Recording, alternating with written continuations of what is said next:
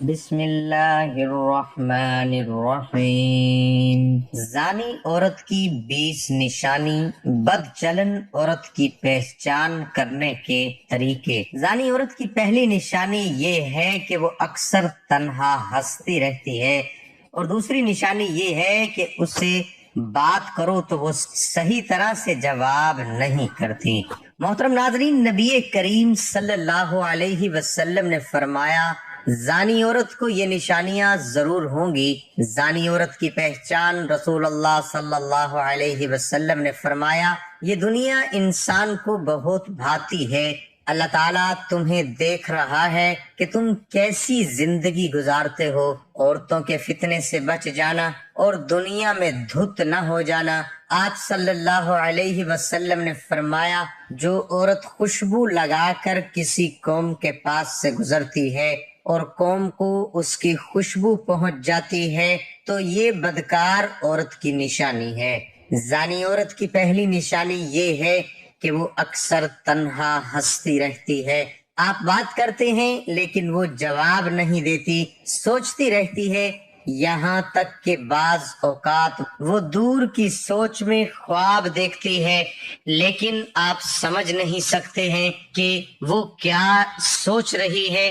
کام پر جانا اور دیر تک کام کرنا، آپ کو اس طرح کی توجہ دینا ہوگی کہ وہ کہاں جاتی ہے اور اس دوران وہ کس سے ملتی ہے۔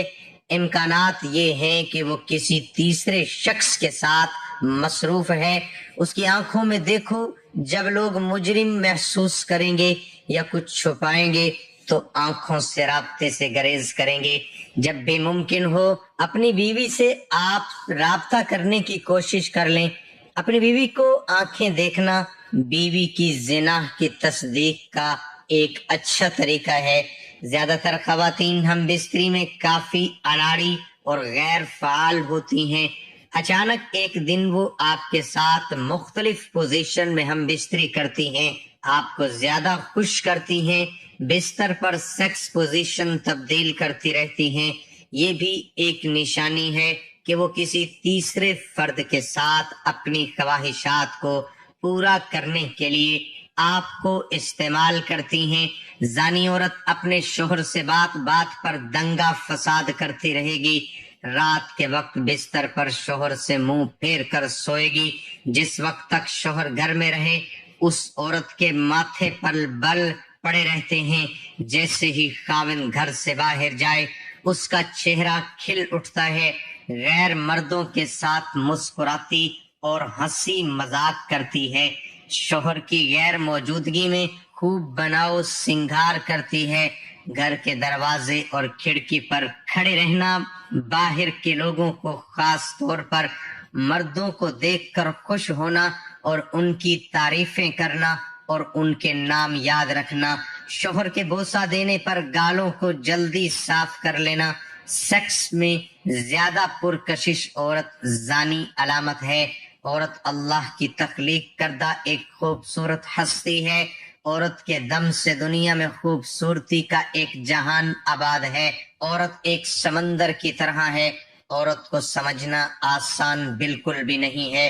عورت ماں کے روپ میں دنیا کا مخلص ترین اور خوبصورت ترین رشتہ ہے، اور وہیں پر عورت بیوی کے روپوں میں مرد کے لیے راحت کا باعث ہے۔ جبکہ عورت کے ایسے روپ بھی ہیں جن کی وجہ سے کئی گھر برباد ہو جاتے ہیں، اور بدبختی اور بے برکتی ایسے گھروں کا مقدر بن جاتی ہے۔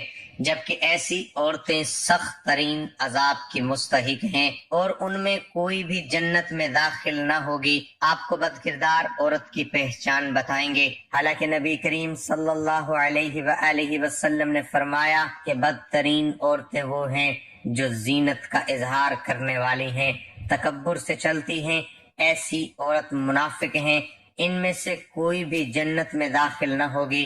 پھر خاص وہ عورتیں ہیں جو مردوں کو مائل کرے اپنے لباس اور اپنی چال سے، ان کو اپنی طرف مائل کرے، اور جو کوئی بدکاری کرے تمہاری عورتوں میں سے تو گواہ لاؤ ان پر 4 مرد اپنوں میں سے، پھر اگر وہ گواہی دیں تو بند رکھو ان عورتوں کو گھروں میں یہاں تک کہ اٹھا لیں یا ان کو موت مقرر کر دے۔ تم میں سے کوئی عورت بدکاری کرے تو ان کو ایذا دو، پھر اگر وہ توبہ کرے تو اپنی اصلاح کر لے تو ان کا خیال چھوڑ دو، بے شک اللہ تعالیٰ قبول کرنے والا مہربان ہے۔ انسانی فطرت ہے کہ ہر شخص اپنے ہم خیال اور اپنی ہم جیسی طبیعت کے لوگوں کے ساتھ بیٹھنے کو ترجیح دیتا ہے اور اپنے ہم خیال اور ہم جنس کے ساتھ رہنے میں خوشی محسوس کرتا ہے۔ اسی فطری جذبے کو قرآن مجید نے بھی بیان کیا ہے، جس میں بتایا گیا ہے کہ زانی مرد سے زنا کاری پر رضامندی وہی عورت ہوتی ہے جو زانیہ یا مشکا ہو، زنا کو عیب نہ سمجھتی ہو۔ ایسی عورت کے ساتھ رہنے کو قبول وہی مرد کرتے ہیں جو اسی جیسا بدکار یا مشرک ہو، زنا کے حرمت کو قائل نہ ہو۔ زنا کاری کرنا یا زانیہ سے نکاح کرنا اسی طرح اپنی پاک دامن عورتوں کو زانی مردوں کے ساتھ میں دنیا مومنوں پر حرام ہے۔ چنانچہ قرآن مجید میں اللہ تعالیٰ کا ارشاد ہے، بدکار مرد سوائے بدکار عورت یا مشرک عورت کے کسی پاکیزہ عورت سے نکاح کرنا پسند نہیں کرتا، اور بدکار عورت سے بھی سوائے بدکار مرد یا مشرک کے کوئی صالح شخص نکاح کرنا پسند نہیں کرتا، اور یہ فعل زنا مسلمانوں پر حرام کر دیا گیا ہے۔ درد والا آیت میں نہ صرف لوگوں کی پسندیدگی کو بیان کیا گیا ہے بلکہ اہل ایمان کو حکم دیا گیا ہے کہ ایسا زانی یا زانیہ جس نے توبہ نہ کی ہو، جس کے زنا کی شہرت عام ہو، اس کے ساتھ کسی مومن کا نکاح جائز نہیں ہے۔ اگر وہ اس گناہ سے توبہ کر لے، اس عمل کو ترک کر کے اپنی اصلاح کر لے تو زانی یا زانیہ کی صفت ان سے ختم ہو جائے گی۔ ناظرین، جن لوگوں کی بدکاری معلوم ہو ان کو جیون ساتھی منتخب کرنا گناہ ہے، اس سے اہل ایمان کو پرہیز کرنا چاہیے، کیونکہ ایسا کرنے سے بدکاروں کی حوصلہ افزائی ہوگی۔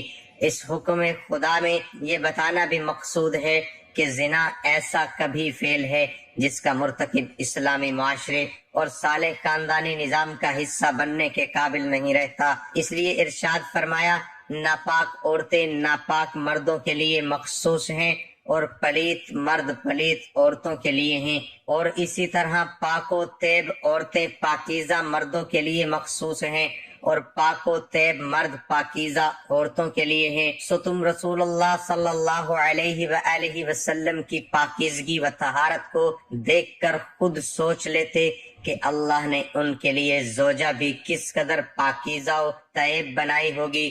یہ پاکیزہ لوگ ان تہمتوں سے بری ہیں جو یہ بد زبان لوگ کہہ رہے ہیں۔ ان کے لیے تو بخشش اور عزت و بزرگی والی عطا مقدر ہو چکی ہے، تم ان کی شان میں زبان درازی کر کے کیوں اپنا منہ کالا اور اپنی آخرت تباہ و برباد کرتے ہو؟ اس کا ہرگز یہ مطلب نہیں ہے کہ اگر مرد زانی ہے تو اس کو لازمی زانی عورت ہی ملے گی، یا عورت زانی ہے تو اس کے نصیب میں زانی مرد ہی ہوگا۔ قرآن مجید نے اس کا انکار کیا ہے۔ اللہ سبحانہ و تعالی نے قرآن مجید میں ایسے انبیاء علیہ السلام کا تذکرہ فرمایا ہے کہ جن کی بیویاں کافر تھیں۔ فرعون جیسے بدترین کافر کی بیوی حضرت آسیہ رضی اللہ عنہا ہیں، جنہیں اللہ تعالیٰ نے صالح خاتون قرار دیا ہے، اور ان کی سیرت کا تذکرہ بھی قرآن مجید میں ملتا ہے۔ حدیث مبارکہ میں ہے، ساتوں آسمان اور ساتوں زمین شادی شدہ زنا کار پر لعنت کرتی ہیں، اور جہنم میں ایسے لوگوں کی شرمگاہوں سے ایسی سخت بدبو پھیلے گی جس سے اہل جہنم بھی پریشان ہوں گے، اور آگ کے عذاب کے ساتھ ان کی رسوائی جہنم میں ہوتی رہے گی۔ ایک دوسری حدیث میں ہے، حضرت ابو ہریرہ رضی اللہ تعالی عنہ سے روایت کی، رسول اللہ صلی اللہ علیہ وسلم نے فرمایا، زنا کرنے والا زنا کرنے کے وقت مومن نہیں رہتا، چوری کرنے والا چوری کرنے کے وقت مومن نہیں رہتا، اور شراب پینے والا پینے کے وقت مومن نہیں رہتا۔ اللہ تعالیٰ کا ارشاد ہے، اور چاہے کہ ان دونوں کو سزا کے موقع پر مسلمانوں کی ایک اچھی خاصی جماعت موجود ہو۔ اللہ تعالیٰ نے خود واضح کر دیا کہ زانی شخص اور زانی زانیہ عورت کو سزا دیتے وقت مسلمانوں کا موجود ہونا ضروری ہے، اس لیے کہ یہ عبرت حاصل کرے۔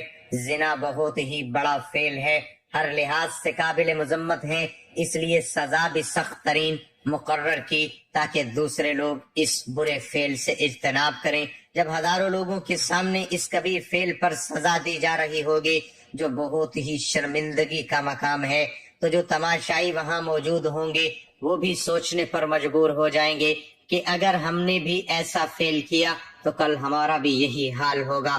اصل میں اسلام کا مقصود کسی کو اتنی سخت سزا دینا نہیں، بلکہ ایک امن صاف ستھرا معاشرے کی تشکیل کے لیے یہ سب کچھ مقرر کیا گیا ہے، ورنہ زنا کے ثبوت کے لیے آسان شرائط مقرر کرتے تو ہر روز کسی نہ کسی کو سزا ملتی، لیکن اس کے برعکس اسلام نے سخت شرائط مقرر کیے ہیں کہ شاذ و نادر ہی پورے کیے جائیں گے۔ یہ سزائیں صرف عبرت کے لیے ہیں۔ اللہ پاک ہمیں دین کو سمجھنے اور اس پر عمل کرنے کی توفیق عطا فرمائے، آمین ثم آمین۔ تمام حضرات کمنٹ باکس میں اللہ تعالیٰ کے 99 ناموں میں سے ایک نام ضرور ٹائپ کریں۔